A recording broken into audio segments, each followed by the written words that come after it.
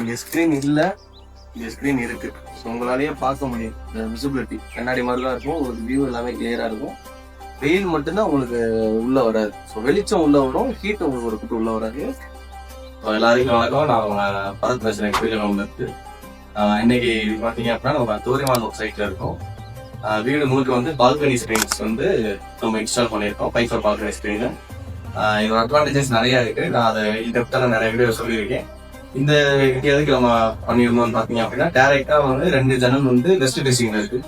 So வெயில் வந்து டேரெக்டாக உள்ளே வருது அப்படின்றதுனால ஹீட் ஆகி வீடு ஃபுல்லாக உங்களுக்கு கொஞ்சம் ஹீட் அதிகமாக இருக்குது அப்படின்னு ட்ரீட் பண்ணதுனால நம்ம இந்த மாடல் செலக்ட் பண்ணி சொல்லியிருக்கோம். ஸோ 80% வந்து உங்களுக்கு யூனியன் வந்து ஃபில்டர் பண்ணி கொடுத்துரும்.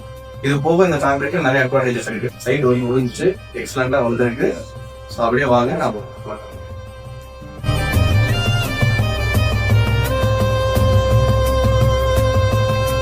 இங்கே ஸ்க்ரீன் இல்லை, இங்கே ஸ்க்ரீன் இருக்குது. ஸோ உங்களாலேயே பார்க்க முடியும் இந்த விசிபிலிட்டி. கண்ணாடி மாதிரி தான் இருக்கும், ஒரு வியூ எல்லாமே கிளியராக இருக்கும். வெயில் மட்டும்தான் உங்களுக்கு உள்ளே வராது. ஸோ வெளிச்சம் உள்ளே வரும், ஹீட் உங்களுக்கு ஒரு குட்டு உள்ளே வராது.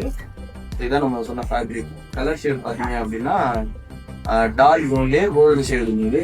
ஸோ அப்படியான இந்த ஒரு கிளைண்ட்ஸோட இது வந்து பார்த்தீங்க அப்படின்னா பால்கனி ஸ்க்ரீன் வந்து 10x8. இது ஒன்று விட்டு வந்து 10 அடி இருக்கு அப்படின்னா சிங்கிள் பீஸாக போட்டுக்கலாம். விட்டு 10 அடி, ஹைட் வந்து 8 அடி.